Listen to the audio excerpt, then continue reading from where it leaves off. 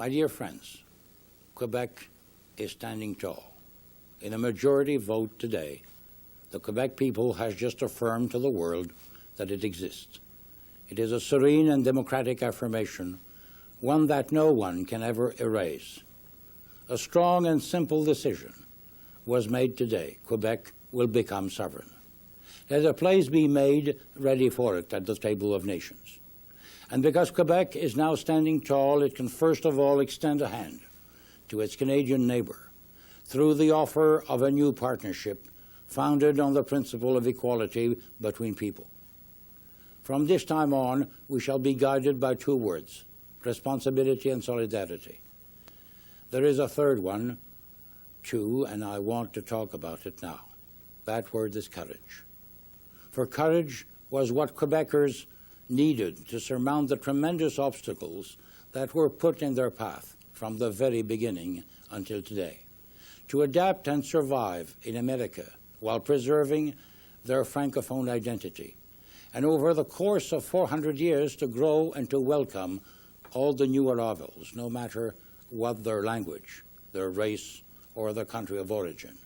To build here a society that is modern, dynamic, and open to the world.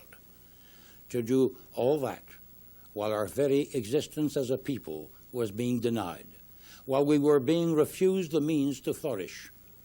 This year again, it took courage for the men and women of Quebec to stand up to the fear, to reject the call to renunciation and to a comfortable resignation. Today, my dear fellow Quebecers, you have surpassed yourselves. You have inscribed your name upon the face of the world. You have done so in an exemplary manner, through a process that was democratic, transparent, just, and enlightened. With passion, yes, but without aggressiveness. With fervor, yes, but in a spirit of peace and fraternity that is a perfect reflection of the kind of society we have, the kind of society we want. Living, expansive society founded on civility, stability, and the rule of law. A society where ideas abound and jostle together, but that rejects violence and the spirit of revenge. A society that respects the rights of individuals and minorities. All of you must know tonight that in the days to come, the government of Quebec will proceed with the same clarity, the same serene determination, the same courage, and the same openness as the men and women of Quebec have shown today. The first task for us all tomorrow will be to take off our yes and no labels so we can come together behind the democratic decisions that Quebecers have made. Several influential individuals have already indicated their desire to call for such a coming together. The same thing must be true in every neighborhood and in every village, in every cultural and linguistic community.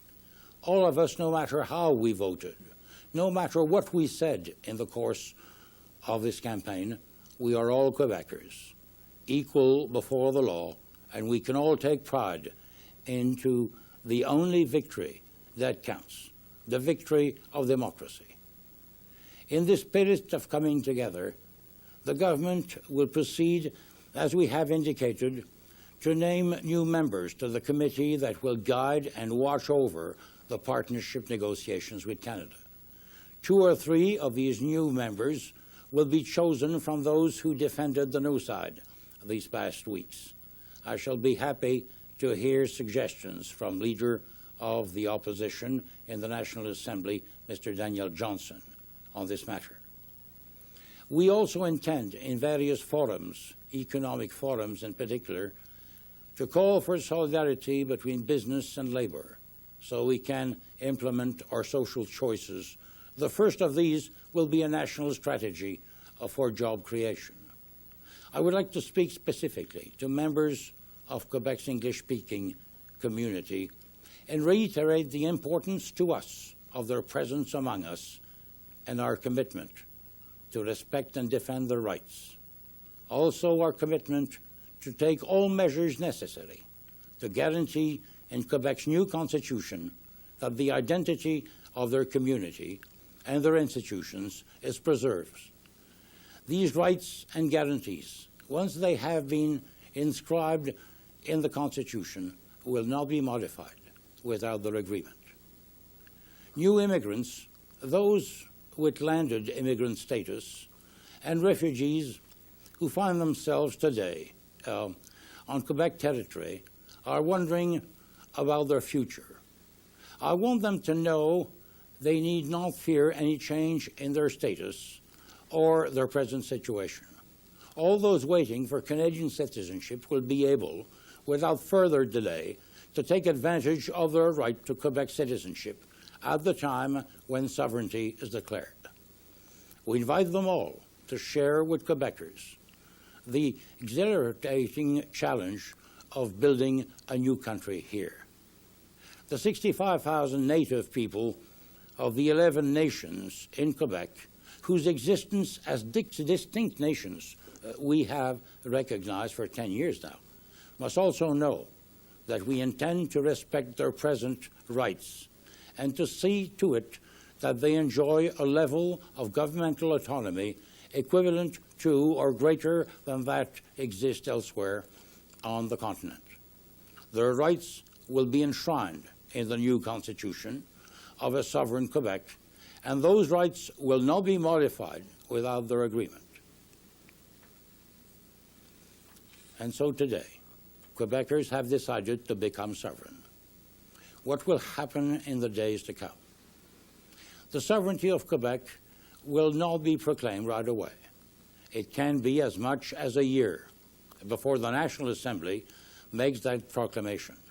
This will give us the time we need to make proper preparations for the transition to public services to be integrated, new economic and social policies with our new tools to be defined, without undue haste, but with rigor. At the end of that process, Quebec will be able to vote all its own laws and adopt them to its own priorities and values, able to collect all its own taxes and administer its budget with the same resolute goal of reducing the deficit, and with the possibility of making its own fiscal and social choices, and able to decide all its own treaties with its neighbors and the rest of the world. In the meantime, we are still a province of Canada. Nothing will change tomorrow in our jobs or in our businesses. We will still pay the GST and send our taxes to Canada.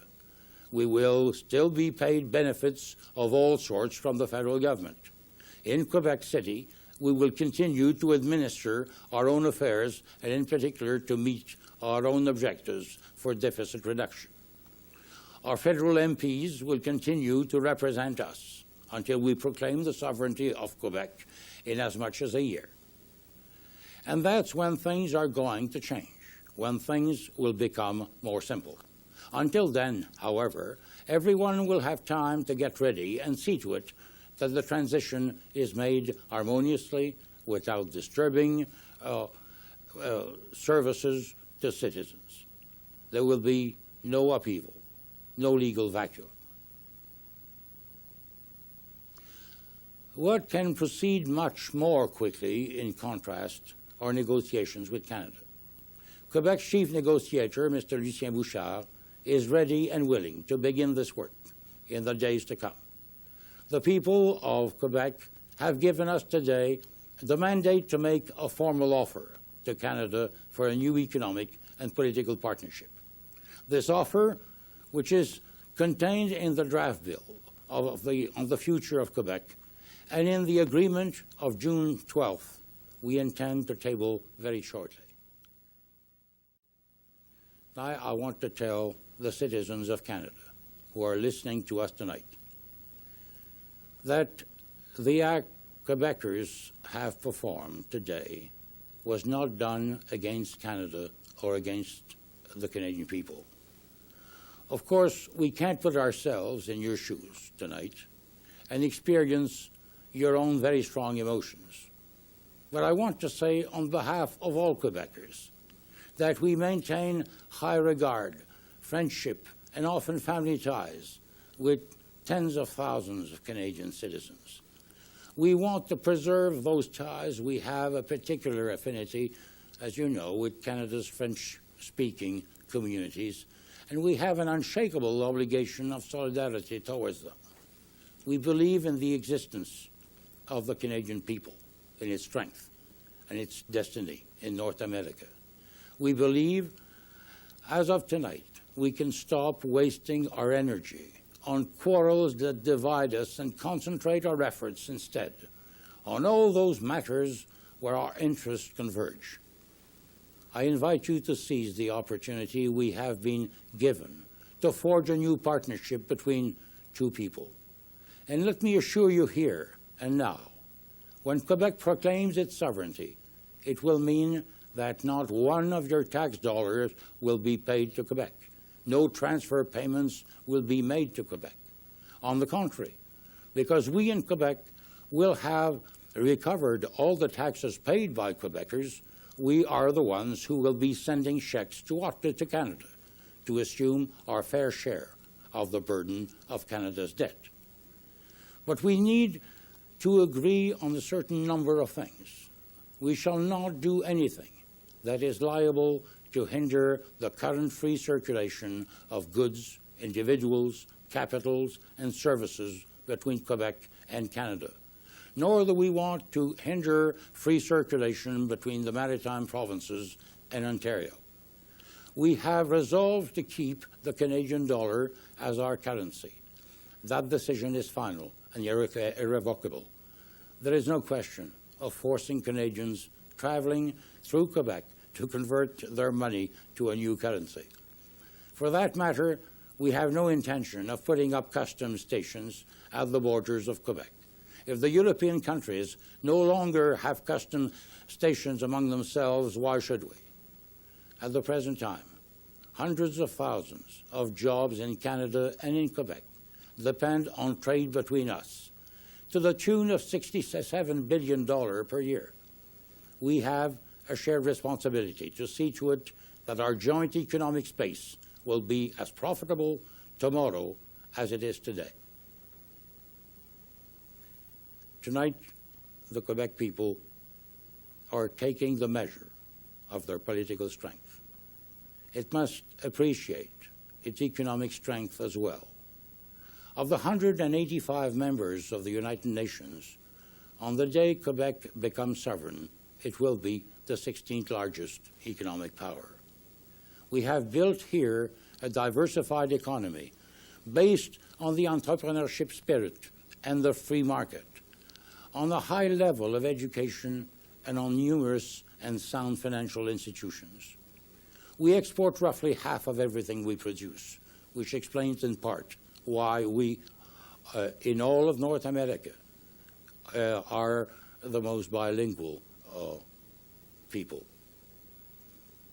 Our weight in the North American economy is considerable. We are the 8th largest economic partner of the United States. And in both Washington and New York, it is well known that without Quebec, there would have been no Canada-U.S. free trade accord, and thus no NAFTA either.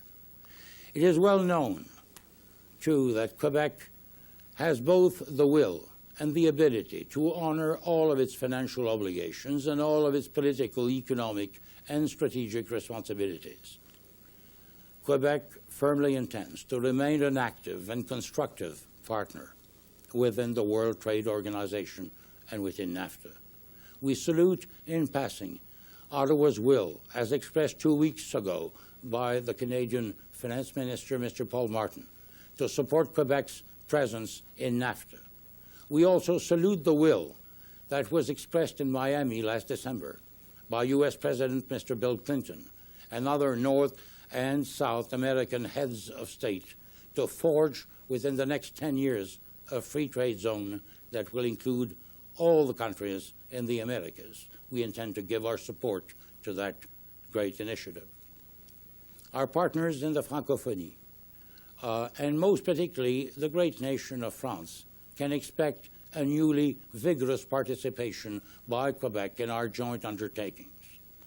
Our place in Europe will be more tangible as well, and for both historic and personal reasons, I cannot neglect to emphasize to the people and the authorities of Great Britain the attachment we still hold for the practices and the institutions they have passed on to us, which we have adapted to our French heritage, to our needs, and to our culture. In conclusion, you will allow me to thank all those who have invested their intelligence and their faith, their energy and their ingenuity, their youth and their experience to make this day a historic date. There are millions of them, and their names are spread across over a calendar of the centuries, and particularly that of the past 30 years. One name springs immediately to mind, and how we wish that he were at our side today, René Lévesque. I will have the opportunity shortly to speak to yes supporters, but I want to emphasize at this time the exceptional contributions of two Quebecers from different perspectives who have contributed decisively to today's coming together. Monsieur Lucien Bouchard, leader of the Bloc Québécois, and Mr. Mario Dumont, leader of the Action démocratique du Québec. I wish to underscore as well the energetic performance of the leader of the No Camp, Mr. Daniel Johnson, who has presented forcibly, it seems to me, the vision of the future of Quebec by emphasizing always his devotion to the democratic principles that govern us. I have heard him, in particular these past weeks, call for a new solidarity the morning after the vote, and for that I congratulate him.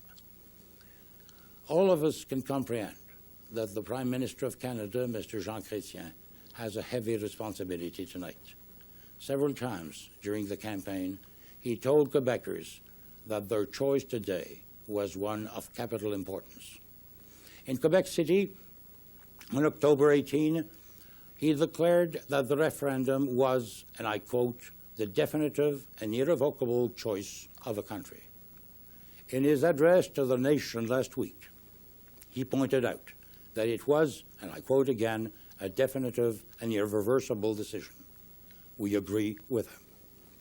And so we can turn the page, respect the democratic verdict, and move on to the new dialogue that must now be open between Canada and Quebec in the interest of all our citizens and in the interest of stability. The Quebec that is beginning today must mobilize our energies. It must call on our imagination. Whichever way we voted, we want to and we can launch a new quiet revolution. We want to and we can roll up our sleeves and build a better future. And we all want, we will all be able a few years from now to tell one of our children or grandchildren, look at this renewed Quebec, this Quebec that is more responsible and more just, more peaceful and more prosperous. I contributed to its birth.